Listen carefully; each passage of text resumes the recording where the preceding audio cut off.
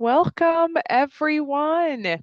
Thank you so much for being here for our webinar this morning. We are going to wait until everyone gets an opportunity to kind of get settled into the room, and then we will get started on our webinar on prevention across the continuum. Okay.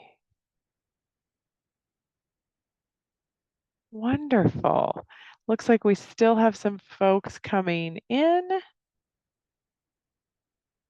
Wonderful, wonderful. Okay. Wonderful. Great. Okay.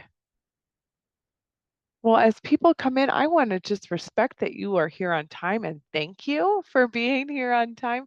We will go ahead and get started here at the top of the hour. My name is Erin Ficker. I am with the Great Lakes Prevention Technology Transfer Center.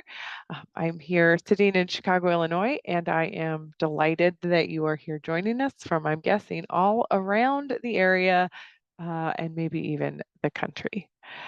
So without further ado, I'm going to get us started. Today's webinar is called Prevention Across the Continuum with a focus on universal prevention strategies.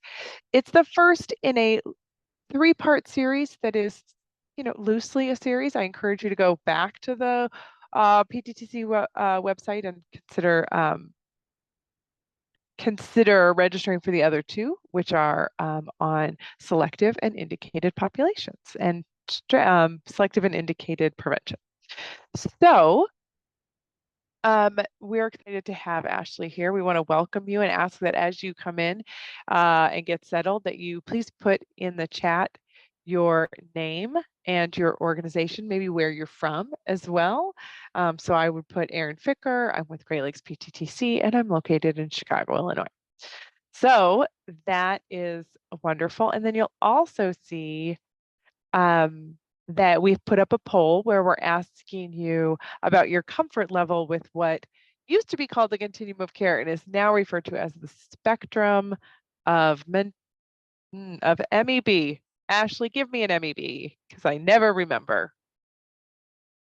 That MEB is mental, emotional, and behavioral interventions. Thank you. I knew I'd get it. So please go right ahead and answer that as we see who we have here with us today. I am seeing we have Wisconsin and Schaumburg, Illinois. We have Ohio, Memphis, Tennessee, Wichita. Kenneth Young Center. I know y'all. Addison, Illinois. We have Geneseo. My husband was raised in high school in Geneseo, tiny town. We have Ohio, more Wisconsin. Love that. West Virginia, Michigan, Tennessee. Thank you guys. Oh, there's so many more coming in. It looks like I saw in Indiana, maybe in Iowa, Ohio, Minnesota. You guys, it's so great to see so many people here from all Nigeria. Wow. Union, South Carolina, not as far as Nigeria, more West Virginia. So excited. Norman, Oklahoma, welcome. Wonderful. Well, oh my gosh, Rachel, that's amazing that you went to Geneseo as well. Okay, it's a small, tiny, tiny, tiny world. Okay, well, thank you all for taking that time. It looks like from the poll, what we're seeing is about 42% of you are saying that you're what is this spectrum of MEB? And then about 33% are comfortable. So I think we are excited to have Ashley here with us today to kind of learn a little bit more about the spectrum, formerly known as the continuum of care. Okay, well, moving on, just wanted to remind you that this webinar today is brought to you by the Great Lakes PTTC, funded by SAMHSA under a cooperative agreement. And you can see all our lovely numbers right there. And as we move along, this is a reminder that excuse me, the opinions expressed herein are the views of our speakers and do not reflect the official position of DHHS or the Department of Health and Human Services or SAMHSA.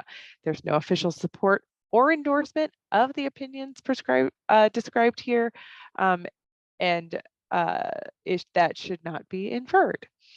So thank you for that. At the Great Lakes PTTC, we use affirming language. We believe that words have power and language matters. We will use person first language and ask that you in your chat and your questions do the same.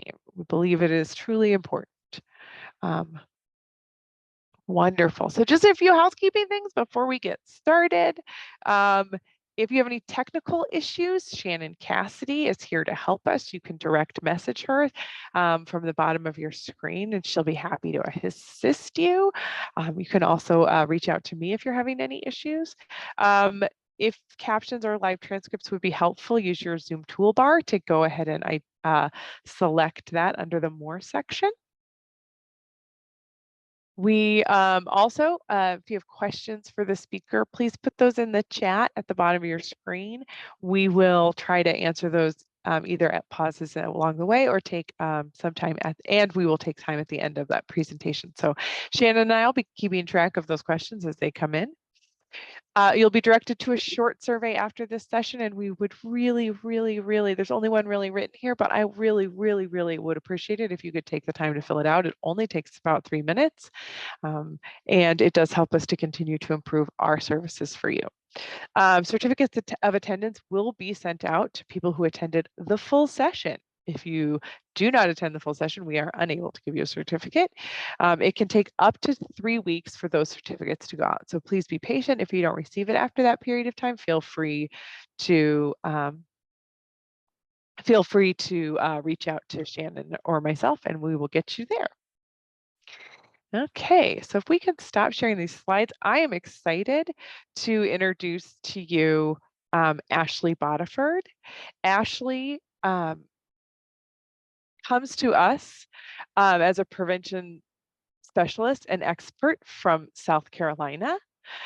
She served as the alcohol enforcement team coordinator in which she developed and implemented evidence-based programs to reduce underage drinking and impaired driving. She's worked in substance abuse prevention since 2010 and is skilled in universal, selective, and indicated prevention strategies. She serves on the South Carolina Association of Prevention Professionals and Associates board and for several years and served as the organization's president from 2018 to 2020. She has a bachelor's degree in psychology and a master's in public health and a master's in human services because she is truly an overachiever and a brilliant woman. We are very lucky to have her here with us today. So on that note, Ashley, I'm going to turn it over to you for you to get your presentation started, and I will monitor the chat for questions and let you know if I see anything we need to jump in and take as we go along. Sounds great. Thanks, Erin. Good morning, everybody. I am just going to pull our slides back up as we jump into a nice, healthy overview of the spectrum with a focus on universal prevention strategies. And so I'm super excited to be here with you all this morning and just am looking forward to kind of sharing some information, but also hearing from you. So certainly love that participation as you see fit, like Erin mentioned, using the chat and things like that. Before we get started, it's always great to just do a nice little overview of what to expect during our time this morning. So for today, our learning objectives look a little like this. Obviously, we're going to talk a good bit about the spectrum of mental, emotional, and behavioral interventions, which is the new Continuum. We'll talk a little bit about what I mean when I say that in just a few minutes. We're also going to explain how the role of prevention plays throughout that spectrum. You know, there's often some misunderstanding about what does this spectrum or this model mean for prevention? Why do I need to know about it? What does it have to do with my work? Things like that can certainly come up as we learn and grow and evolve with our field. So we're going to spend some time talking about the role that prevention has in this spectrum, because it certainly goes beyond just understanding or just being able to say the parts of the spectrum. It's going to help us with that third objective as we work to identify strategies that really comply with the steps or the sections. You'll kind of see some visuals in just a minute that kind of section out that spectrum. And so being able to understand the strategies that fit under those, because they're different based on population, based on indicator, based on demographics, all the things that we as good prevention people know, and our counterparts know, are really important in making sure that we understand what that spectrum looks like and how we best utilize it in our work. So that's our plan for the next little bit of time we have together this morning. And I'm certainly looking forward to kind of jumping right in. So let's go ahead and get started. When we talk about prevention, we certainly want to make sure that we spend some time talking about its evolution. Prevention is certainly not new, but it has evolved quite a bit over the last several years. And so to kind of get started, it's helpful to start from where we kind of began when we started to really formalize in terms of our understanding and in terms of our interpretation of things. And so what you kind of see here is in 1994, that's when the Institute of Medicine, also we like to shorthand and say IOM, released its kind of seminal report, which really focused on how we reduce the risks associated with mental disorders. And we do that through research.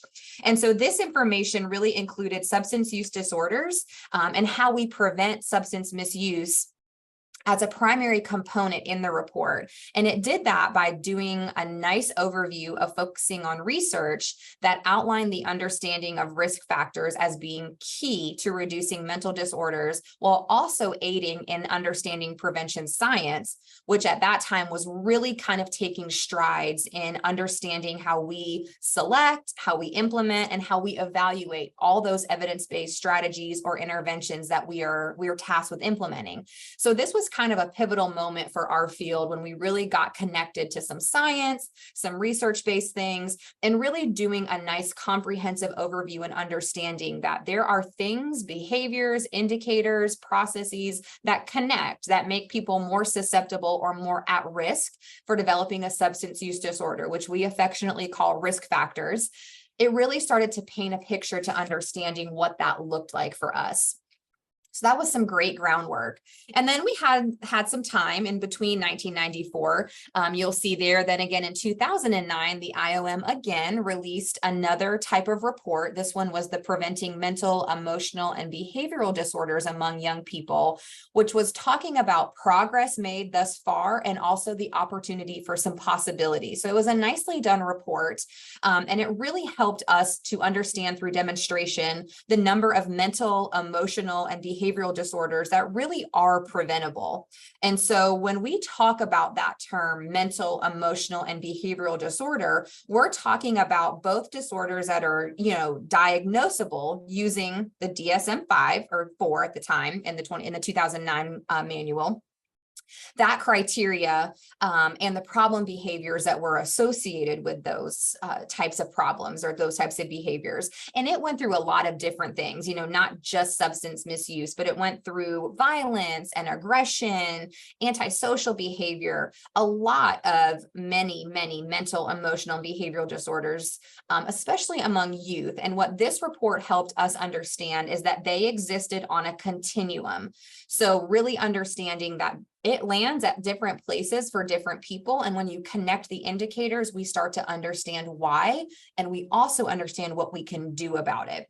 So focusing on that MEB term, that mental, emotional, and behavioral term, really encompassed mental illness and substance misuse together. But it also helped us be broad as we learned about problems associated with young people specifically. And the connection and the crossover to those two types of things really started to surface because of this report. It also helped us understand how we can implement evidence-based strategies while demonstrating the need for significantly more resources in prevention research and prevention strategy implementation. No news to anyone. We can all use a little bit more money to help us do our work, maybe just a little bit easier. But what it helped to really articulate was the proof behind money and resources and all different types of things, and how it can best support prevention and how we can be the most effective when we have the resources at our disposal. So it helps us understand that evidence, is important. It helps us connect to outcomes of children and youth. And so when you think about kind of big picture, what that report did for us, it helped us know that prevention was going through a paradigm shift. We were moving, and we're still moving. We're always evolving. Things are always changing, and we have to remain current and with it to keep up with those changes, to be the best providers of service for our communities. It also helped us understand that both mental and physical and health can be inseparable. So there is a lot of crossover. There is a lot of correlation. There are a lot of shared risk factors when it comes to those types of things. And so making sense of that and paying attention to that really kind of rose to the top in this publication. It also helped us learn that these mental, emotional, and behavioral disorders are developmental. So they happen at different stages, different ages. It's not a one shoe fits all, a one size fits all. It's very developmentally focused, and important for us to understand that as we do our work. And because of that, it indicated the importance of community level systems needed to support our young people. It's really significantly important, something that we probably know and spend a lot of time working in, but this report helps solidify that for us. So sometimes it's helpful to have a little bit of research, a little bit of statistics on our side as we work to create community level change or have those tough conversations with funders or policymakers. This report helped kind of structure that for us a little bit. So when we look here at the first ever continuum of care, this is a little bit of an older one, and you can kind of see that referenced here. If you've had any experience with the continuum, you'll note that this is that 1994 model. This is that original spectrum, right, that we were using several years ago. What this did was helped to demonstrate that we needed this comprehensive set of interventions or strategies. People like to use both kind of terms interchangeably, that span across specific focus areas to address the increasing problems related to mental, emotional, and behavioral health disorders. What this first model did, as you can kind of see before you, is it subdivided prevention, treatment, and maintenance into segments. Prevention services were then including services designed for, at the time, you see universal, selective, and indicated populations. So this was that first model. You see treatment had two segments around case identification and that standard treatment for the known disorders. And then it moved to maintenance, where you see compliance with the long-term treatment, and then aftercare, which kind of included that rehabilitation. So you see here before us that first model, kind of first what we were faced with in these first segments. Now, after the 1994 model and then the 2009 report, we had some evolution with the continuum. So that report, again, helped us to see that 1994's model needed to change a little bit, and it did. And so the 2009 continuum evolved before you. You see that this research conducted between 1994 and 2009. Because of that, the developers of this model, of this continuum, added a new segment you'll see there known as promotion. Importantly, promotion was also added across the bottom of the continuum, which is really critical to make sure we talk about here, because what this demonstrated and helped us to understand is that promotion services are not only to be offered in general, kind of all for all, everyone gets the message. It's important, but promotion was also very much intended to be incorporated into all of the services you see before you on this specific slide. And that meant ranging from the universal prevention strategies all the way to the aftercare, which included rehabilitation in the maintenance section. And so making sure that the promotion of wellness, general wellness, health wellness, lots of different things, right, were being integrated into these segments. So it wasn't just a one-time little chunk right there at that promotion. It followed all throughout the continuum and was integral in making sure we included these types of messaging. These were the opportunities kind of early on where some entities were starting to see that there can be a connection between prevention and treatment and maintenance. And there wasn't always a need to keep everything so boxed off and so separated that there were places for all of us to come together and collaborate and be mindful about what we were doing. And we'll talk a little bit about that as we kind of move throughout our morning together, but just to kind of get you thinking about where some of these thoughts evolved and came from, this certainly helped make that connection about the crossover and the ability to do some collaborative work. At a minimum, just have some communication between the two kind of entities versus that strict kind of no crossing over, things like that. And again, we'll talk a little bit more about that in just a few minutes. So then we move again, we had some more evolution about 10 years after that. In 2019, we had the National Academics of Sciences, Engineering, and Medicine. They were responsible for writing, publishing, and releasing a third report in the series of the things that we've talked about so far, but continued with that same definition of mental, emotional, and behavioral health disorders. And so from this report, we kind of learned that a lot happened in the last decade, right? We had a growing body of research that significantly strengthened our understandings of healthy MEB development, that mental, emotional, and behavioral development, and what factors influence it. And how can we make sure that we're fostering healthy MEB development among people that we're working with?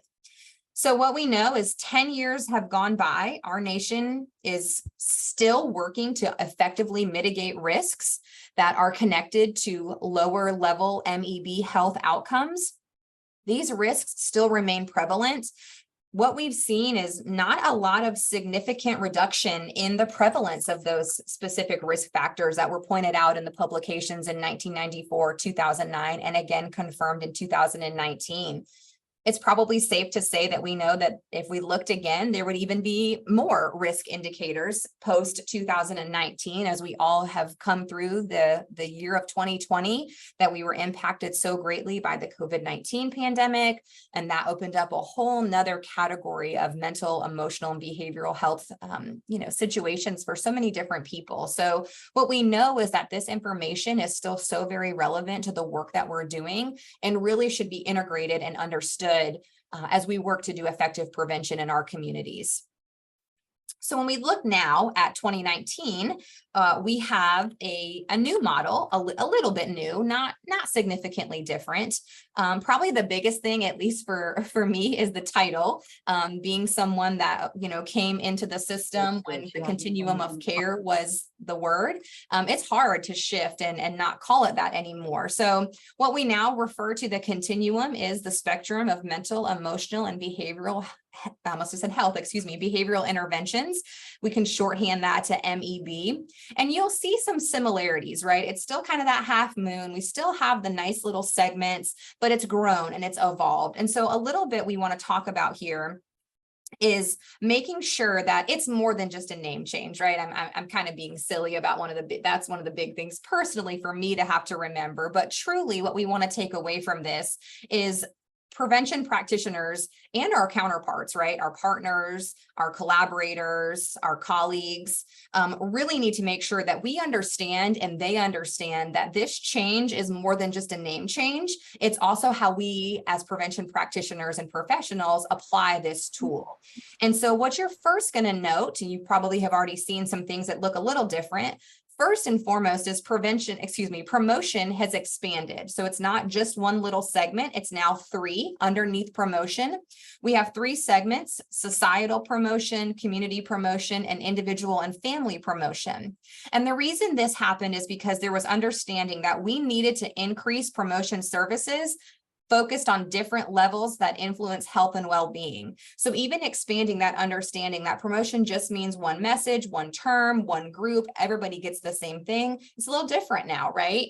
There are different platforms, there are different ways we communicate, there are different ways in which we connect with these populations. And so the need to break promotion into these three segments was really, really critical. And they did that back in 2019.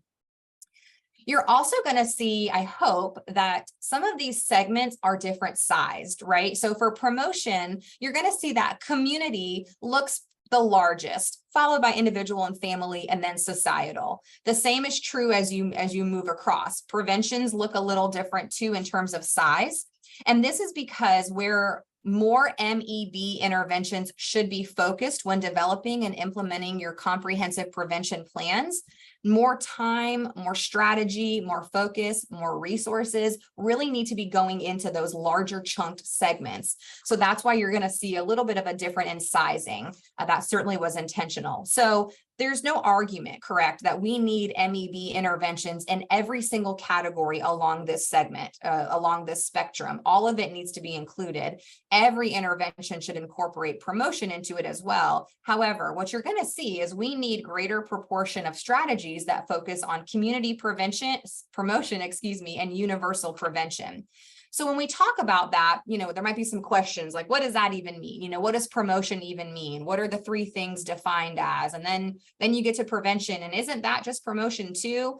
It's very different. It's certainly very different. And so we want to spend a little time now kind of breaking that down and helping you understand what those segments mean, what they look like, and then shift our conversation as we move to what universal prevention is really looking like. So let's kind of open up that a little bit.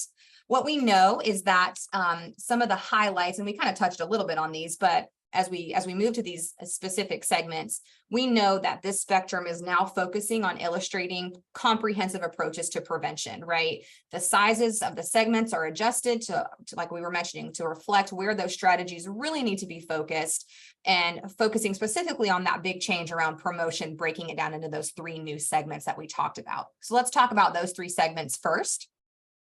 This is that nice kind of visual, right? Just focusing right now on promotion, where you see our three little chunks, our three little segments.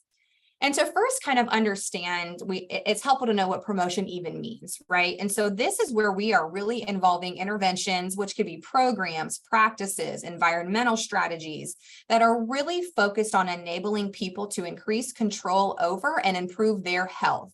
So it can include strategies that develop skill-based positive attitudes like self-regulation, self-efficacy, goal setting, positive relationships that promote positive MEB development.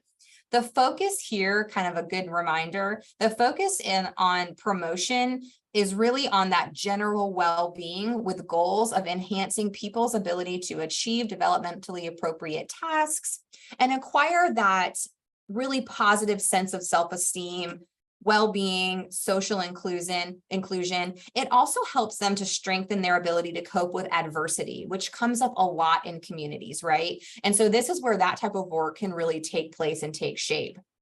And so we know that emotional well-being allows people to realize their full potential. It allows us to cope with the normal stresses of life. It also helps us make meaningful contributions to community. And when people are able to do that, they're connected. And the way in which we are most successful is when people feel they are connected and have purpose and have reason. So it helps us all be better, be more effective, more collaborative when we have that kind of base set, correct? And so what we know is childhood experiences have a lasting impact. It can very much have a lifelong impact on people's overall health. And so the importance of promoting wellness in early years can significantly help build that foundation for overall health and well-being. Not saying that it doesn't protect from anything that can come up, right? Life happens, situations happen, circumstances happen. However, if we focused early on general health and well-being with the inclusion of ways to cope with adversity, we can possibly help shift some of the great impact, negative impact that those life stressors, life changes can have on people when we don't have that base skill set of how we cope, how we manage, how we kind of communicate. What we really want to note here, though, is the understanding of the difference between promotion and prevention. It's because promotion focuses on building general health and well-being, and there is no disorder specific to that. So it isn't just about substance well-being, substance prevention, anything like that.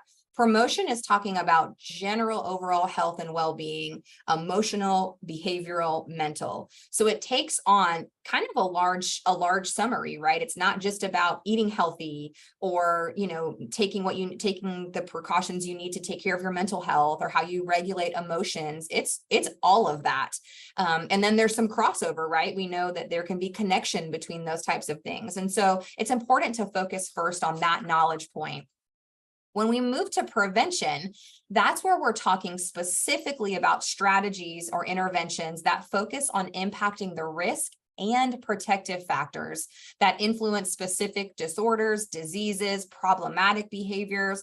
And this can also cross over from outside of substance. Certainly us as for the most part, substance abuse, misuse prevention professionals, we're obviously focusing on that, but it can be utilized for other types of disease as well. Cardiovascular, binge drinking specific behavior, depression even. There are ways in which this model can integrate beyond the walls of just substance misuse prevention, which is important for our partners to also understand. What we know through the updated spectrum, however, kind of bumping back to that promotion, is that it divided promotion for the first time where we really saw that into 3 focus areas. And I talked to you just a little bit about it, but now I kind of want to take some time to expand upon that.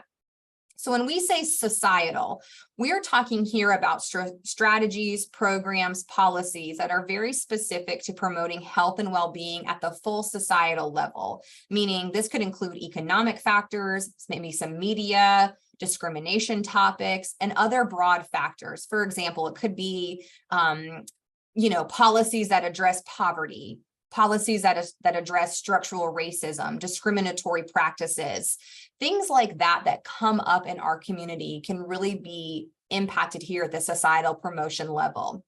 When we shift to community, which you note is the biggest little segment under that promotion block, it's really talking here about strategies, also can be programs and policies, right, that are focused on promoting health and well-being at that community level. This can include things such as settings within communities like schools, workplaces, other places where people gather as a community. So those kind of little things we think about.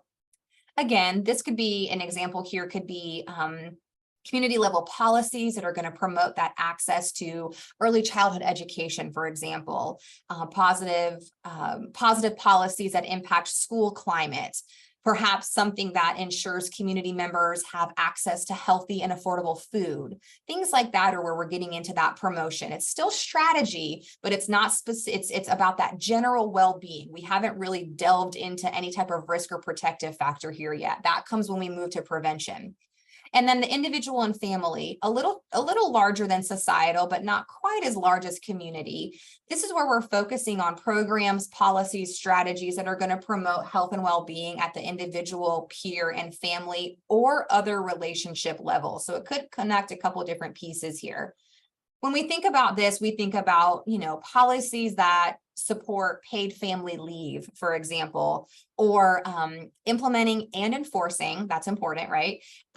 Anti-bullying policies in schools, things like that, programs that are going to build social and emotional learning for people. Those are the types of strategies that we would see take place in the promotion section under one of those 3 specific segments.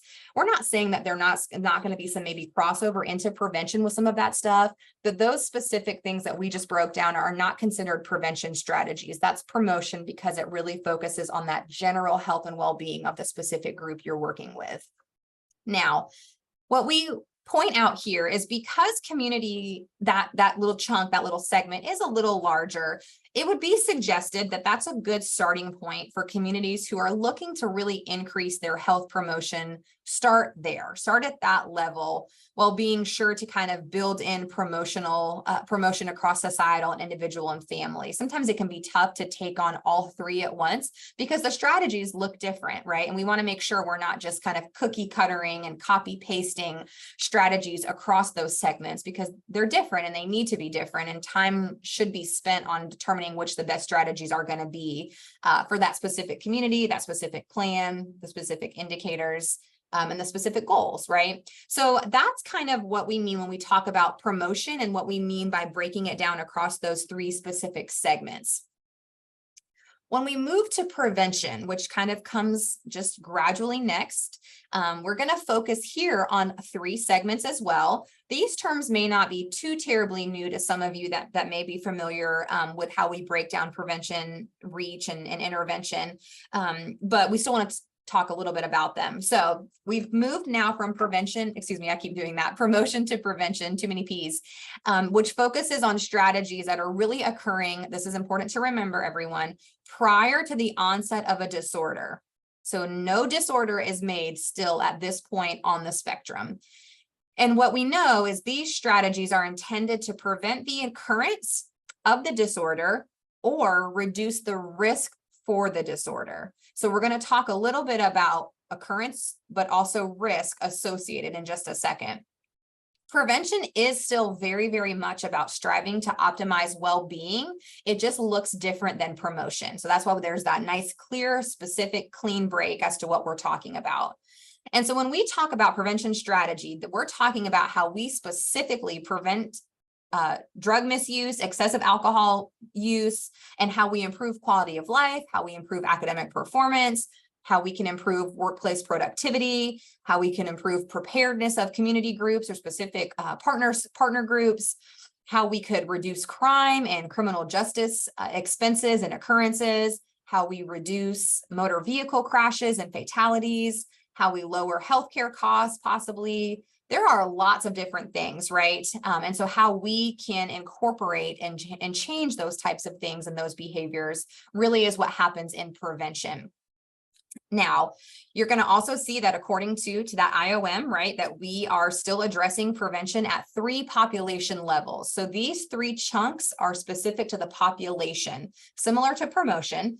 They're specific to that specific group. And so let's talk a little bit about them first. The first is obviously universal, and you're already going to note that it's the largest, and you'll know why in just a few seconds, I promise.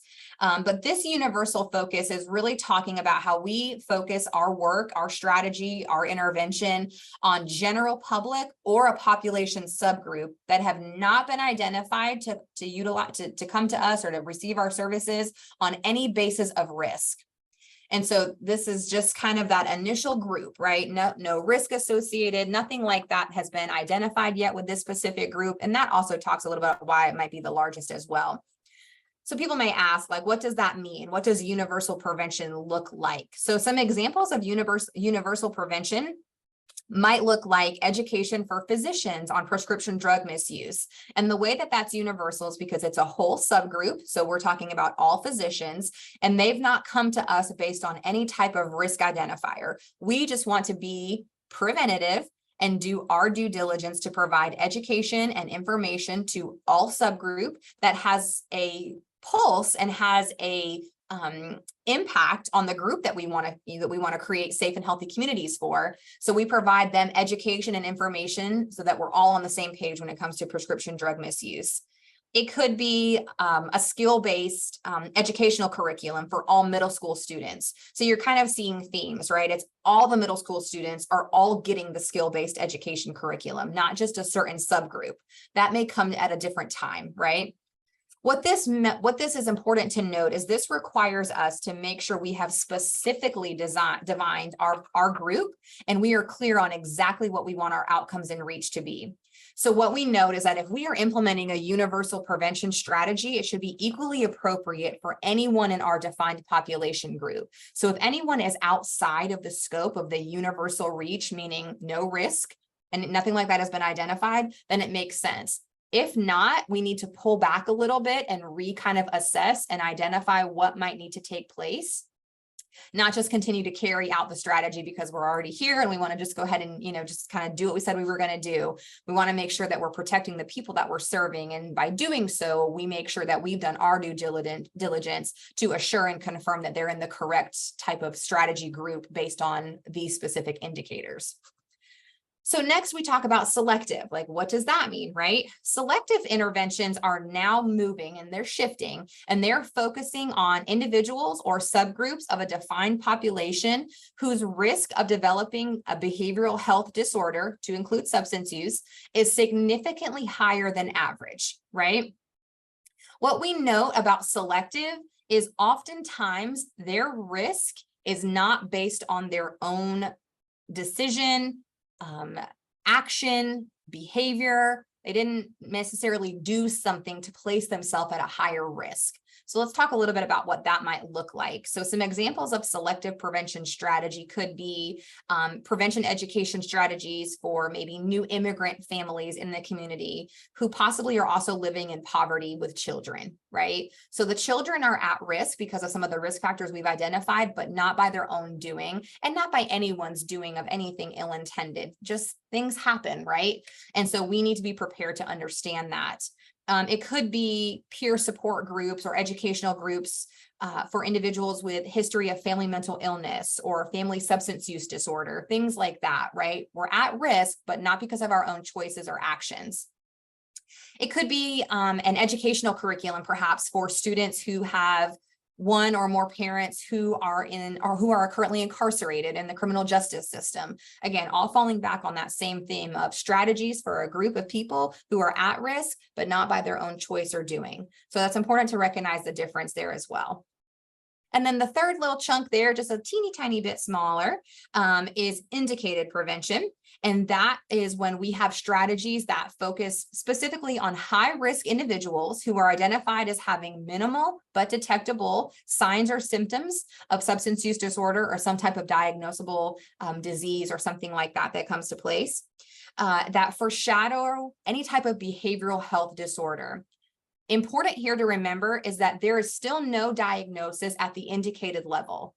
So at this point, we may have individuals who maybe are experimenting with some risky choices or who are engaging in some high-risk behaviors, things like that could be coming up, but there is still no diagnosis at this specific point. And that is why they are still within the realm of prevention services. And we'll talk about that in just a quick second, but they are still very, very much eligible to receive the prevention service and strategy that we're able to provide to them.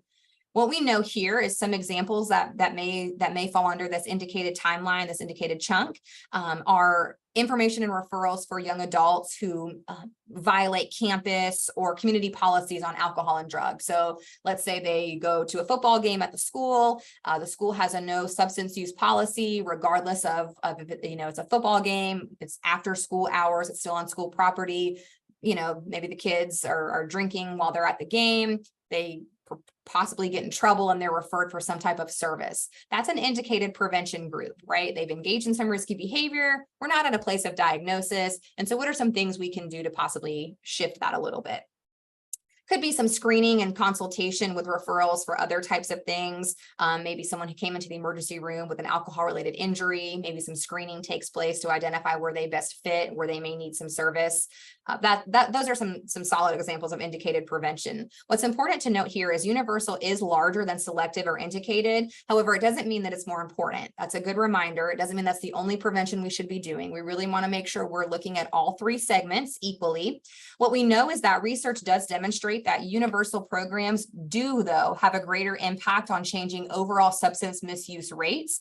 And this is partially because the universal program naturally includes those also in the selective and indicated subgroup, just because it's such a large group reach, right? So it could be you go into a school, you're going to do an evidence-based curriculum for all the 7th grade students. Let's just pick that group. So they're all going to get it. Within the 7th grade group, though, there could be 5 to 7 kids who are in the selective population. Maybe they have family members who have diagnosed substance use disorder or parents that are incarcerated, right? Of them, of the universal group, there could even be a handful that are indicated. Maybe they've engaged in some high risk behavior. They can still fall into that universal reach because they're still in the 7th grade and all 7th graders are getting the curriculum, right? So it's important to kind of note that there might be some cross. What we know, though, is that because of the large population of people who are engaging in problematic behavior are actually lower risk and come from that universal population. So they're not necessarily within the selective or indicated population. So if we only focused on selective and indicated, we would leave out a greater percentage of those who are likely, just based on research, to engage in the high risk behavior that are still currently in that universal. So that's why there's importance for understanding all three. Universal is larger, yes, but it's not more important. Selective and indicator are not less important, and just understanding that as well. There is a lot of research and information out about this, so always encourage people to kind of look and learn a little bit more about the importance here. So we've talked about promotion, we've talked about prevention. We are going to talk about treatment. We need to make sure we understand this full continuum. That's a great reminder. So for my prevention friends, please make sure that you do your due diligence to do your own research to understand this full continuum, because it impacts your full community. There is no need for us as prevention practitioners to stop our understanding at prevention, right? We need to know about treatment and maintenance. It's good for us to all be informed, just like our clinical providers and our maintenance providers need to know about prevention and promotion. Our overall goals are overarching and they are all the same. I certainly talk about that quite a bit, but at the end of the day, we want healthy, safe communities, and we all play a role in that. So here's just a good reminder that we don't stop understanding because it says treatment or it says maintenance or recovery. We continue our understanding and our knowledge of these because it's important to be successful in our jobs as we work to create those healthy, safe communities. What we know about treatment is that these are interventions that include case identification. You see that one little segment, and then standard forms of treatment for those disorders. And that could be lots of different things. Maybe it's somebody needs to spend some time in a detoxification unit, outpatient treatment, inpatient treatment, medication-assisted treatment, or medication-assisted recovery. Things like that fall within this scope. Again, we need to know about these things. It's important for our overall success. What we know here is treatment becomes necessary when someone is diagnosed, right? At the point of diagnosis, they have shifted out of prevention and they are now at a place where they would be beneficial to receive some treatment type services.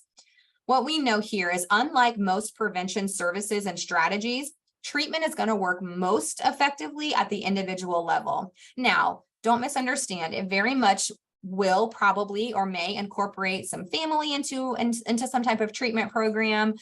Things like that certainly are integrated, and we know that can be effective as well. But at that individual level is where treatment tends to be the most effective.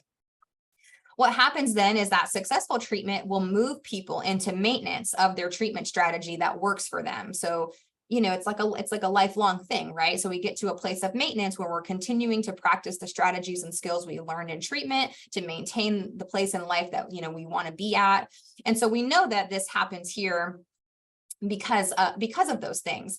Now, what we also know, which is kind of fun, is that universal prevention also can help people that have moved into that place of treatment and maintenance, right? So thinking about things, because universal is broad scale, it's big picture, it does do things like law and policy implementation and enforcement, right? So it could have some things that may help with access or availability to people that are in treatment that are looking for something like that to kind of help them in their maintenance. So we all play a role. We all have a little piece of that puzzle that makes opportunities for individuals to be healthy and well. And so here's also a good reminder, just of nice fun facts. We get lots of questions like, where does my time on the spectrum stop? Your time doesn't really stop on the spectrum, right? You need to understand collaboratively and holistically across all of it. Your service implementation will have specific places, though, in which you no longer, are doing those types of things. So for example, if you're a prevention practitioner like myself, I know that at indicated prevention is where I'm going to be done. I don't jump into treatment and do anything that's treatment related. That's not my job. It's not my credential. It's not my skill set. It's not what I'm there to do. I'm there to provide prevention services for my community. And then if I identify through some type of referral or screening that an individual may need some specific treatment, I make that referral and I kind of stop my time, right? It's just important to remember that those are the examples in which we kind of cease. We don't cease to understand, but we certainly may stop service implementation because it doesn't make sense for us to jump outside of our little chunk or our little segment based on what's happening. So let's kind of bump back to prevention, though. That's kind of what we're here to talk a little bit more about and talk about strategies under each of these little segments. We are having, like Erin mentioned, we do have the selective and indicated prevention webinars coming up. So those will deep dive much further beyond that. But we did want to just provide a couple examples as we're talking about the full spectrum right now. So when you're looking at universal, we're talking about, again, strategies, interventions that are focusing on that general public or population subgroup, and there's no identified risk. So we talked a little bit about this already, right? Could be education for physicians on prescription drug misuse, could be some skill-based education curriculum for all middle school students, perhaps. When we look to selective, reminding ourselves that those are strategies that focus on individuals or subgroups, of the defined population whose risk of developing the behavioral health disorder, to include substance use disorder, is significantly higher than average. And so we talked again about these as well, right? Maybe some prevention education for new immigrant families who are living in poverty currently, or perhaps it's educational curriculums for students who have parents, one or more, who are currently incarcerated. Things like that are what we would do in terms of selective work. Indicated prevention is where we are going to be doing some prevention intervention with a specific focus on high-risk individuals who have been identified as having minimal but detectable signs or symptoms that could foreshadow behavioral health disorders. But as a reminder, they have not met diagnostic levels at this current time, which is why they still can come to us for indicated prevention work. This may be information and referrals for, again, young adults who violate policies on campus, on school grounds, things like that. And then again, we could do some screening and some referral here as well. So we have opportunities all throughout those three different segments to do some good prevention work. They just look very different, right? And so that's why it's important to understand the group that we're working with, where they're at in terms of risk or behavior or engaged in high risk things. Because if we're working with a group of indicated individuals and just coming at them with that, basic education, it may not be enough, right? There may need to be some more things that take place. So we want to do our due diligence to understand what exactly they need based on where they fall in those specific segments. And then I don't want to forget about maintenance. So of course, we're going to kind of circle back here and talk a little bit about maintenance because it's a very important piece on the spectrum. And again, as good preventionists, we should do our due diligence to know all about all of these chunks. So maintenance is where we are talking about strategies that focus on compliance with long-term treatment that is really intended to reduce any type of reoccurrence, return to use, you may know it that way, but any type of recurrence, and then that aftercare, which is really going to be including that rehabilitation and that important piece of recovery support.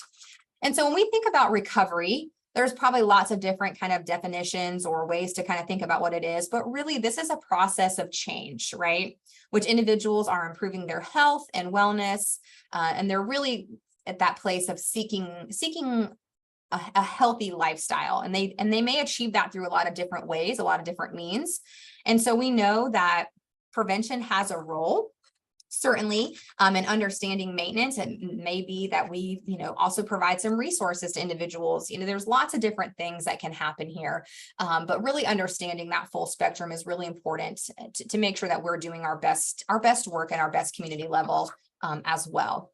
So we kind of come back together to the nice, fully colored, all back together, beautiful spectrum of MEB interventions. And this is that full picture, right? And so what we know here is that the way to really truly improve mental, emotional, and behavioral health of our youth, our young people, and really all future generations, we need a comprehensive set of services that range right there from promotion and go all the way through prevention, treatment, and maintenance. There needs to be availability of all these things. It really isn't enough to just have one.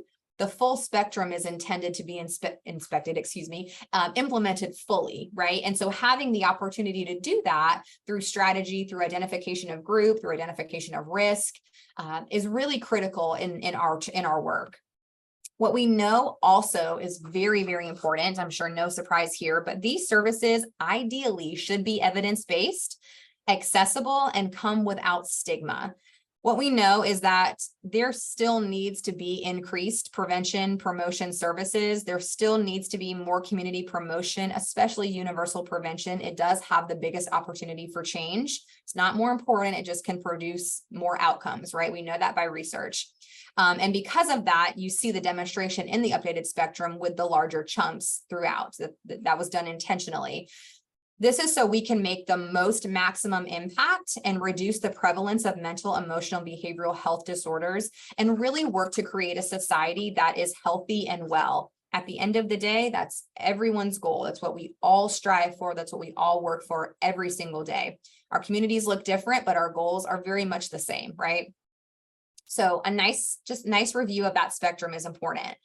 So now we're going to focus a little bit, the rest of our time together, on talking about universal prevention. And like we said, today's universal. We've got one on selective and one on indicated. So you get a nice holistic kind of view here. And so this is that first stage, though, of a comprehensive approach to preventing alcohol and other drug use. And so let's take a look at what that means. So we've talked a bit about universal prevention, but as we spend the rest of our time together here, we're going to really break this down. And so understanding universal prevention is important because, one, it addresses the entire population, and that can mean national, a local community, or a whole school. So remember, population can be a very broad definition. It doesn't have to always mean the entire community or the entire state. It can be all the 7th graders at Lakeview Lakeview Middle School, right? That can also be a universal group. What we know about universal prevention is that it's really found in messages and programs that are aimed at preventing or delaying the misuse of alcohol, tobacco, and other drugs as we work in, substance misuse prevention here.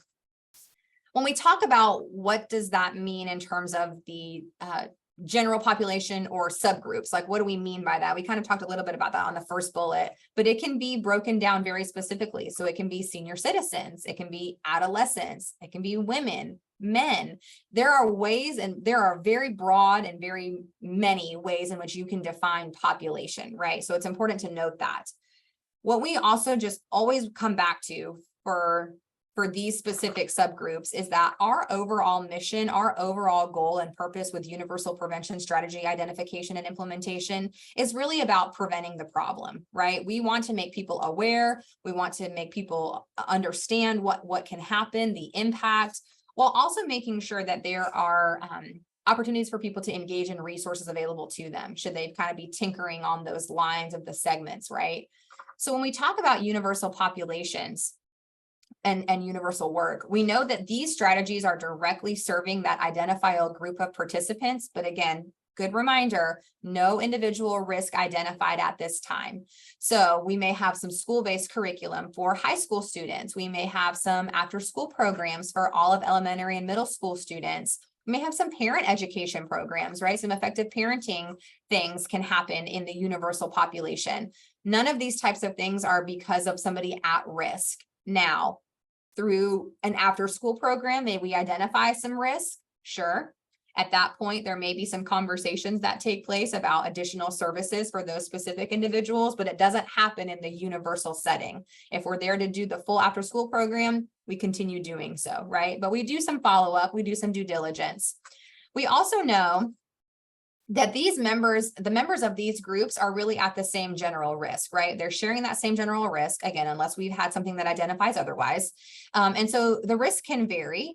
This could also include some interventions that allow for some repeated contact. So an example of that might be your monthly or quarterly coalition meeting with your specific group that you kind of all come together, talk about some things, do some effective strategic planning, and kind of get out there in that community and get to work, right? That can also look universal as well, depending on what you're focusing on.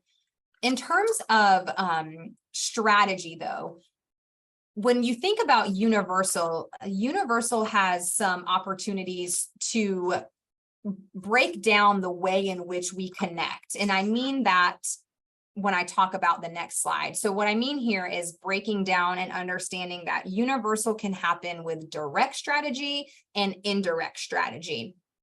And when we talk about indirect strategy, we're talking about interventions that support that population-based program. Again, we're still at that same level of kind of general reach, right? Overall.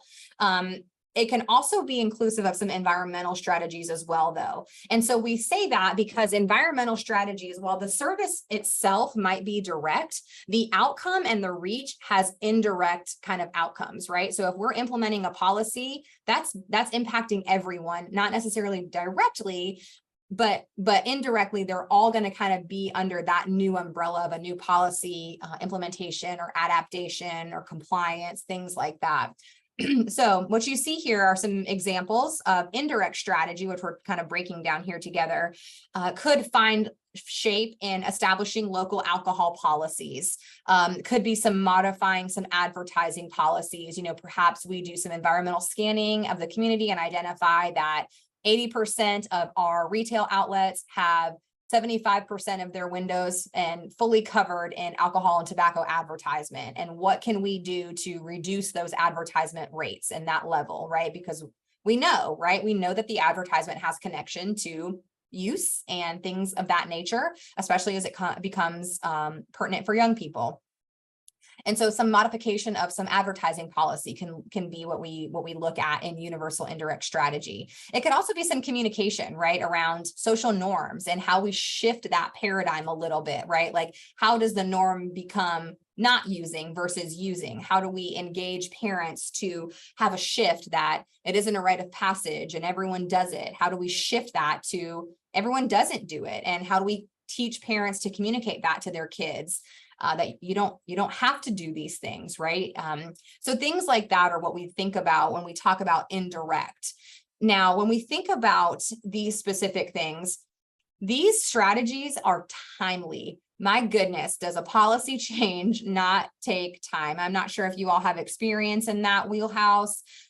It is very, very impactful and oh so very rewarding to see that come together. But certainly be prepared for the time that it takes to see it from start to finish, and not allowing yourself to get too discouraged at the significant rounds that you will probably go with people to get to a place of policy change. Policy change and implementation is also the big kind of two-part one, right? We can talk about it all day long, but we have to actually see it change and see that change happen.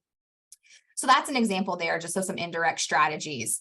Some additional strategies that we want to talk a little bit about are around strategies that involve programs that the coalition may be working with, right? So your coalition may be meeting regularly, and they may be the ones that are kind of leading and spearheading that policy change.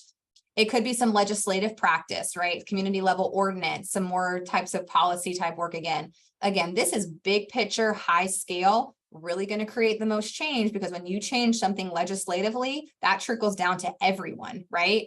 It just takes so much time, right? It just takes such a good amount of time. Same for local school policy, creating, updating, maybe discipline policies. One of the things we've been most proud of here in some of our school districts locally is working with our school administration to help make the connection that issues with behavior are real and we understand them and we don't want them disrupting other students' learning opportunities. However, the result of substance misuse on a campus and directly suspending or expelling young people who likely have parents that are working and aren't home with them really just creates opportunities for continued use, right? So what are some ways we can change that? Are there other opportunities for young people who are engaging in high-risk behaviors to do something differently as a result of their penalty and consequence? We're not saying dismiss the consequence, but how can we articulate and communicate a better structure for our young people to continue to have monitoring, opportunities for learning, opportunities for protection, right? Instead of just kind of sending them home for a couple days or permanently, right? In some situations where anything can happen. So things like that are what we talk about when we think about strategy example for universal. And then this is one of those favorite terms, right? Like, what do we mean when we say evidence-based strategy? Like, what makes a strategy evidence-based? And though there's a nice little list, lots of time could be spent looking at what makes strategies evidence-based. But what we know is that evidence-based policies and practices should always be conceptually sound. They should be consistent internally. They should have implementation guidelines, so we all know what we're supposed to be doing. We know what's supposed to happen, how it's supposed to be implemented. We should also make sure we've got some effectiveness in multiple settings. So meaning that we have tested this policy and practice in more than just one demographic group, more than just one setting, more than just one specific population, right? We've had some opportunity to expand it to make sure that it can work in more than just one place. There can be some obvious benefit for looking at, the fidelity measures, which we'll talk about in just a second, but ensuring that we're implementing as it was intended to be implemented is also a way to ensure that effectiveness. And then it can be found in a registration of strategies. And so it's a very important, again, as prevention practitioners and all, to note that strategies are already evidence-based. There are registries out there that we can look at to identify a strategy and its connection to evidence and positive outcomes.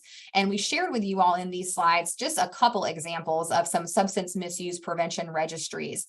A great one is Blueprints for Healthy Youth Development. So great, so comprehensive. You've got the community guide, you've got the What Works Clearinghouse. These are tools that are already developed, right? So you can get to a place where maybe we're ready from strategy identification, and we can type, we can click indicators, we can click demographics, we can click age groups, we can collect we can collect or click settings.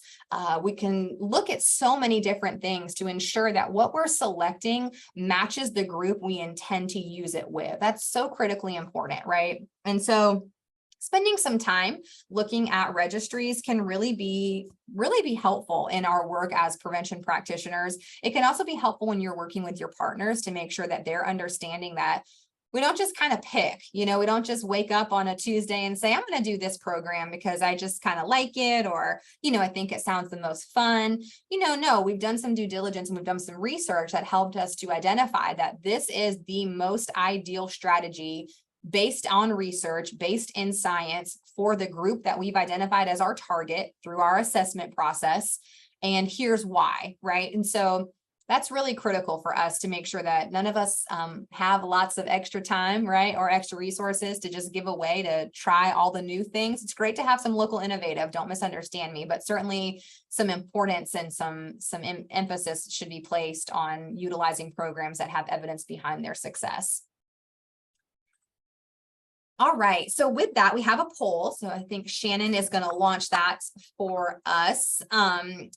Just to kind of get a sense in terms of how comfortable are you using an evidence-based registry to determine strategies that can be implemented in your community. So maybe you are an expert, which is awesome. Maybe you don't do it all the time.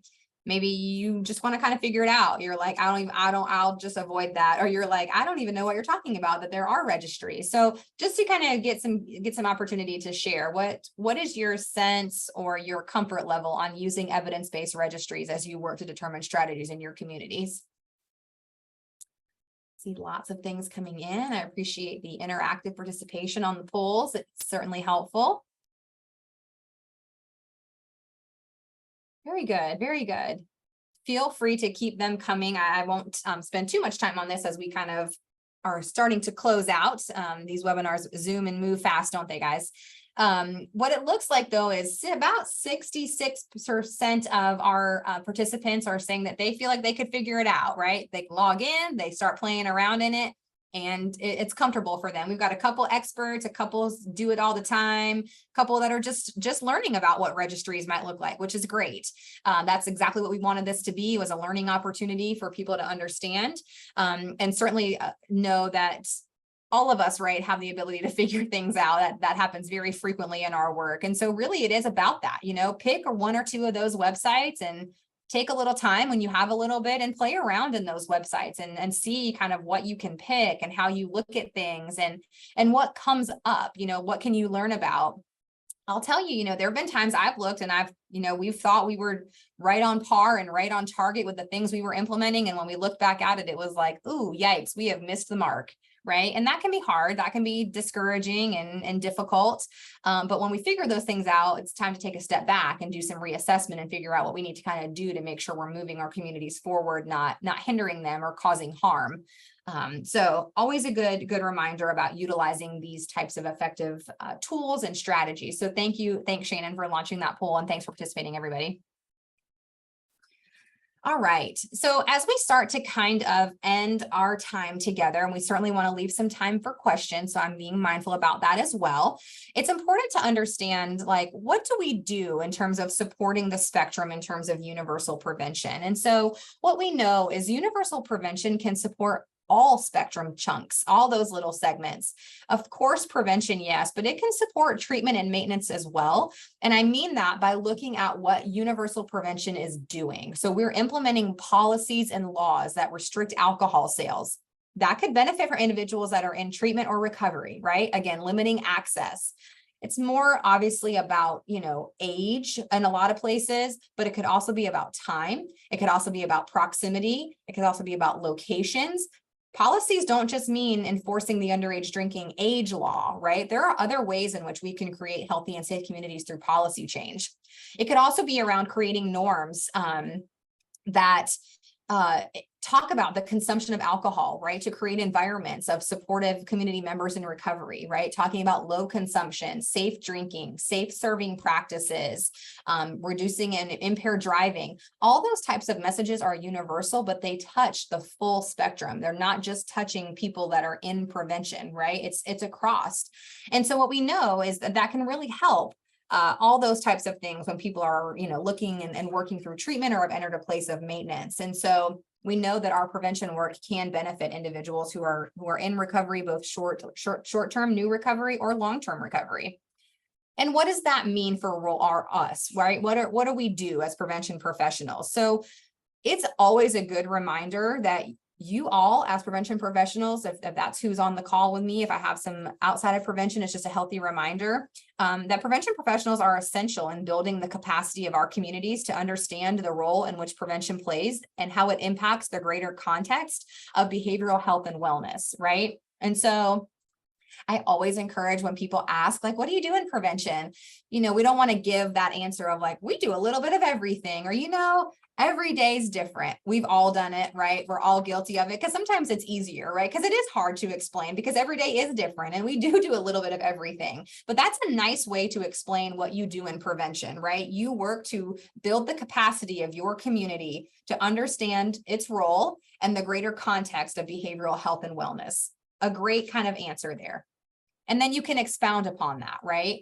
And so we must have key knowledge base, so critical, meaning first, we have to be well-versed on that spectrum. So I'm hopeful that this was helpful today and that it encourages you to go back and kind of peel open that spectrum a little bit more and understand what that looks like. What does that mean for you as a prevention professional? And also, how do you understand and take on the knowledge of evidence-based strategies for your populations? We need to know first who our population is, what risk factors they're up against, what protective factors they have at their advantage, and how can we best identify strategy for that group. Everything's not cookie cutter, right? We talked about that first and foremost. There's no copy paste for communities. And how do we know that communities can reach various populations? So understanding that community doesn't just mean one group, right? Community can be little groups, little pockets all throughout your specific area reach, and they are their own community and should be treated individually because of that. And when we talk about how important community capacity is and the role that prevention plays in that, this is kind of what I'm talking about. So we really are tasked with bringing together leaders and community partners to build that support for our prevention role throughout that spectrum, right? Service may stop someplace, but we are covered throughout all of it. It also can help us to develop community misunderstanding. This is a huge one, right? So much stigma, so much misunderstanding associated with substance misuse, substance use disorder. We can help stop some of that. We can help change that. We can also build support for the implementation and utilization of evidence-based programs. So critical, so important, because we know that we can identify what works and what's going to provide the most outcome for our community through the utilization and implementation of evidence-based strategies. So critically important that we understand our role here. And then what does this mean? Like in action, right? Like as prevention professionals in action, what are we really doing? These are also good little cheat sheets when people ask, like, what do you do in prevention? You could talk about these as well. So we're like little investigators, I always say, right? We are little detectives, always collecting, reviewing, and analyzing the data to determine what's going on in our communities and how we need these strategies, especially that universal one. Remember, it's important, not more important, but it creates such a large level of change. We also are working to identify evidence-based strategies universally that can address the identified use patterns that we've identified through assessment and the risk factors that we've identified through data collection and analysis. So we know what's going on in our communities. We know who, we know where, we know what, we know why, we know how, we know it all. We have to utilize that information to be the most effective in our work. And then lastly, what we do, and really importantly, right, we're providing guidance to communities on strategies for populations at various levels of risk. So people are looking to us to help them understand. This is just, again, lends itself so well to why relationships and communication are so very important in the work that we do, because we have the information, we just need to share it so we can bring people to our table and get that work done collaboratively and comprehensively. So this is that nice little just kind of review of really prevention professionals in action and what that looks like. And with that, I think we've got about 10 or 15 minutes for questions. Erin, do you want? Yeah. Absolutely. Ashley, so much good information packed in. I appreciate you sharing all of that with you. In the chat, I have identified at least one specific question. And then as we address that, I ask that anyone else, throw any questions that you have in the chat, and we will be sure to address them here with Ashley. And the question really is about where you would place harm reduction strategies in this model and or in the spectrum. And if you have thoughts, and I'm expanding on this, have thoughts about the role of prevention in harm reduction. So yeah, and not an easy question, but where would you place it on the spectrum to start? And then where do we see prevention in that? Yeah. I think this is a great question, right? This is a newer topic for a lot of us. And certainly we have a role. I was going to back us up and use the spectrum to just look. Let me get there as we talk. And then I'll bring us back to those slides, Erin. So I think for me, when I think about harm reduction and where does that fall? I think it could be a couple things, right? Harm reduction could be something promotional, and general wellness certainly could fall within that scope. Harm reduction could certainly fall within some prevention type strategies if you're working with overdose prevention, if you're working with information in that capacity, that could certainly look at some universal things. Those would be where I would think first. There also is a place for it, I think, again, in possibly treatment and maintenance, right? Like, what are the individuals who are in treatment or in a place of maintenance learning and receiving about their own harm reduction? And what does that look like for those individuals? And so I hate to give you it could fit everywhere type thing. And I don't necessarily have the perfect answer. Honestly, for me, that's just my own view and how it makes sense for me. I do very much think that prevention has a role in harm reduction. I think it's always very, very, very important to know your funding structure, to know how you're funded, to know what your positions are able and unable to do, and to be most importantly in compliant with that before we just take on anything new or different. And I also think it's important to have an understanding of what harm reduction may look like in your community, because it can look very different across all of us. So I'm hopeful that was a little bit helpful. I'm certainly happy to look a little more into that and happy to connect offline if ever interested, but kind of at quick glance, that's kind of where it makes sense to me. Erin, I don't know if you certainly have other thoughts or others, but I'll bring us back to the slides as well. No, I think that's great. And I think like you mentioned, it really can go in different places based on what we're talking about with harm reduction and the population we're talking about. So I do appreciate you addressing that not so easy question. I see that Richard has his hand raised, and if you'd like to unmute your line if you are able, or add your question to the chat, feel free to do that so we can get your last question. Yeah, I live in California, and I was informed on a state call, wide call, that harm reduction is not part of prevention here. So that is a different type of thing, and we try to stay clear away from it, which I kind of don't agree with, but I know that different states do different things. But yeah, that's what goes on here. Richard, that's such a great funding aspect. That's the funding aspect of it. Like absolutely. Richard, and I think that's such a great Right. reminder for us about, while we share information with you here about the spectrum, about the role of prevention in that spectrum, always defer to what your funder is requiring of you, is sharing with you. Sometimes we don't agree with that, and maybe we do that under a different funding source or in a different part of our work, but absolutely please defer to that funder. We're here providing somewhat general information that can or cannot be applied to that. We do. I also appreciate the spectrum here with the mental and emotional and behavioral. We just call it the spectrum. Yeah. I've never heard of it that. That's why when you did that poll, I was like, well, that makes way more sense. Yeah. Right. Yes, So, I'm guilty of the same with the continuum of care. We always just say the continuum, and then people would look at us like, of what? Like it's important to include all of it. So great point as well. Absolutely. Yeah, and we have a couple other questions that have come in. Okay. And so Sure. Grace is asking if the prevention strategy is not one size fits all. How do we tackle like the policy formulation in the context of cultural norms, especially in low income in low income countries where or counties maybe where these registries are not known or used? So that's kind of a complex question about how do we use registries in places where the strategies may not translate. Sure. So I think that's a great question too. And again, so individual based on community. So my answer may not fully reach, but I'm going to do my very best, Grace. So I think the first part of your question on how do we tackle policy formation if everything is not one size fit all? I think going back to understanding the group that you are intending to create policy for is key. It's paramount, right? Like, what will this group need as a result of this policy change? What will happen? What will they benefit from? What could harm them? Like, assessing all those things before we do it is critical. And because of that, it could be that, maybe there's county ordinances. So maybe it's not a statewide or a county-wide, or maybe it can differ, right? And so that's still universal prevention. You're still doing policy change, but it could be that you're leaning more specifically to a specific subgroup or population in that way.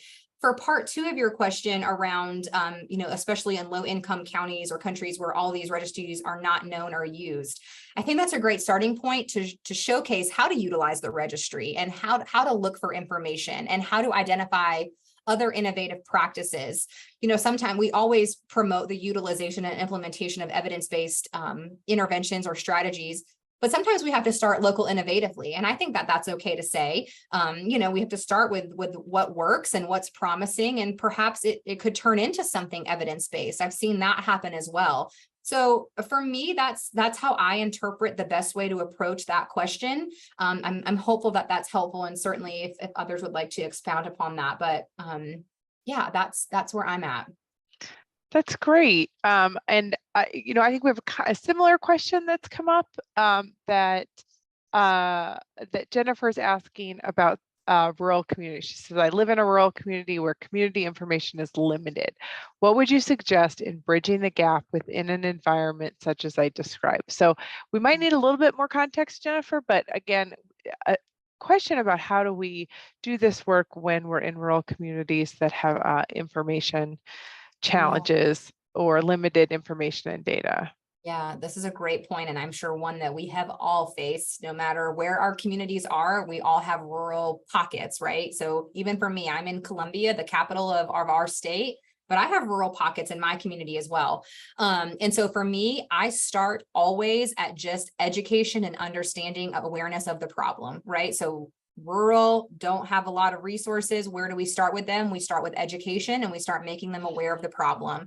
And then we work collaboratively alongst those partners or those collaborators, those change makers, because even in the rural pockets, you have them. You have change makers in your rural communities. We find them and we bring them to our table, and we educate them and bring them up to speed on what we need and how it can happen. And then we research, right? And it can take years. It can take a long time, right, to get to that place of providing resources and providing information to that rural community. But we continuously fight for them and advocate for them because they are so important. So for me, that's where I would land with that question. But again, always happy for others to expand upon that. Great. No, I think it's a wonderful answer and truly helpful as we think about that. It's not easy to work in rural communities, and there are challenges that are so unique to them. Chris has put in the chat an informational piece on understanding prevention's role in harm reduction. And so you can see that there, that link that hopefully is useful. It looks like Teresa has her hand raised. So Teresa, if you have a question that you'd like to unmute and ask, or if you'd like to put that in the chat, we'd love to hear from you. Can you hear me? Absolutely. You can hear me. I couldn't put it in the in a question. I started trying to, and I've worked in prevention forever and a day. And I'm in a center, a job training program with youth between the ages of 16 and 24. Okay. And I am extremely challenged Sure. with the population. And I mean, it seems like COVID, and I'm beginning to call them COVID children. And I don't know, I don't see the models, even the evidence-based models, as effective with the kids today as supposedly they have been. So I guess my question is, how are we, and I guess it just comes with research, with time, adapting, adjusting interventions that we're using to reach the population of young people that we are dealing with today? Yeah, I think this is a great question, and one that I walk alongside you with every single day. You know, the difficulty with certain subgroups and populations, and just the exhaustion that comes from continuously trying. I wish I had a magic answer for you, Teresa. I really wish I did. I think what I come back to is just continuing to be that resource, continuing to be that advocate, continuing to provide the information that you have at your disposal to the people that need it as we work together and collaboratively. I think we're in a place of, you know, we've had some opportunities to have things passed down to us that we can kind of stepping stones to build upon. And for this situation that you're talking about, we're like learning as we go, you know, and that can be hard and frustrating and scary. And so I kind of go back to when we were just talking about is that local innovative opportunity to utilize. I think also there is so much benefit in utilizing the target group, and I'm certainly sure you've done this or tried, but, you know, bringing them to the table to hear from them. What do they need? What do they face? What do they want? What, you know, what's happening can be so helpful too. And again, I'm sure you're doing that often, and I know how hard that can be, but I do think that there can be some benefit in letting them tell the story and letting them explain what they need beyond just to us, right? So how do we encourage that group to be the voice when we have these big meetings or these big presentations? And it's not just us speaking for them, you know, it's maybe empowering them to do some of that advocacy work. That's what comes to mind for, I know, again, just with the limited ability to kind of sit and think on it, that's kind of where I'm at. But again, I'm sure you've explored some of those opportunities as well. Yes, thank you. Thank you. Yes, of course. Thanks for your question. Wonderful. And it looks like we have, there is an evaluation. Oh, the evaluation survey is put in the chat at this point. Shannon has put that in there for you at this point. Jennifer, we do have a quick question. We have a question from you. If you are able to type that in the chat, that would be great. I know we want to leave a little time to provide some follow-up information. So Jennifer, if you have that ability, if not, we'll just real quick take your question. Let's go ahead and take Jennifer's question.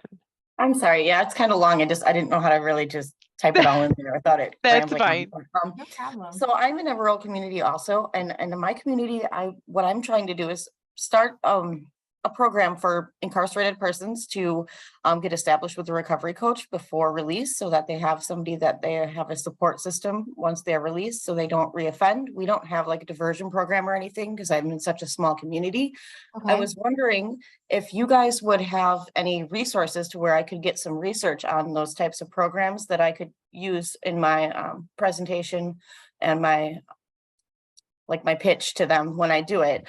Because I don't really have a lot of information about it other than just a few local communities that do have those programs. So I was kind of looking at some of the numbers there and how those things are working. And I have a few people who are willing to give me a little bit of information on that. But do you guys know of any resources where I could look up those types of numbers or kind of use some of that to help me get this going? Jennifer, I think this question is really well suited for probably our ATTC, our Addiction Tech Transfer Center.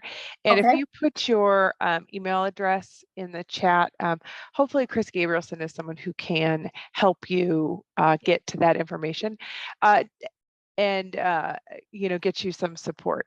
Ashley, if you want to stop sharing your slides, we are really lucky to have our director of the Great Lakes PTTC here with us today, Chris Gabrielson, and Chris is going to share with us, wrap up and share with us some upcoming events at the PTTC. Great, thank you so much. And thank you, Ashley, for the fantastic job you did in sharing this information. It is not necessarily easy to share this information and all the updates. So you did a fantastic job. Thank you so much. Thanks for having me. Want to make sure everybody knows about the upcoming dates for the second and third parts of this webinar. So those are on your screen in the chat. Shannon has put a link to our events page, and it is from there that you can sign up for these two sessions. And I want to share a few other trainings that are coming up. A couple of them are already full. Our August 24th and 29th sessions are full. I know I've received lots of emails of, are there any spaces? Occasionally somebody will cancel a registration. So if you want to, you can keep clicking on that registration link to see if you can sneak in there. Another one coming up is on September 20th. It is the importance of advocacy for prevention, what it is, and tips for conducting it. And we do have also a prevention learning collaborative that is coming up. This is for Region 5 participants only. So only the states in our region folks can apply. Only folks in our region can apply. This is going to be focused on helping people achieve prevention certification. So if you're interested in becoming a certified prevention specialist, you're in Region 5, feel free to look into that. Again, it's on our events page. You can read all about it. And last but not least, telling the story, what do you know about underage drinking in your state, is going to be on August 30th from 10 to 11:30 Central Time. I want to encourage you, if you aren't already, to go ahead and like and follow our Facebook page. I did put on there during the training today a link to a short video that I created on the spectrum of MEB intervention. So if you're wanting to share that with folks for them to get a quick synopsis of what it is, you're welcome to look there. We also have it on our LinkedIn page. So I posted it on both places. If you're a LinkedIn kind of person, be sure to follow us on LinkedIn. And last but not least is please complete the GIPRA form. The link is in the chat. It's on this page. It's in the QR code if you want to do the QR code with your phone. This is the way we report back to our funding agency, SAMHSA, and this is the way we can continue to offer you free training. So it's super important, even though I know how busy you are. If you can take the time to do it, it's great. And also it's very valuable for us to get your feedback, and all the written comments we take to heart, and we make sure to incorporate your feedback into future events. So one more thank you to Ashley. Thank you so much. Thank you to everyone else. And Erin, did you have any last words before we log off? Absolutely. Just I really encourage you to go to that events page. And if you want to join us and Ashley for those next two webinars on selective and indicated population prevention, I think they'll be really wonderful. So we look forward to hearing from you there or seeing you at that webinar. Thank you so much, Ashley and Chris and Shannon. Thank you all, and have a wonderful day. Bye-bye. Bye-bye, y'all.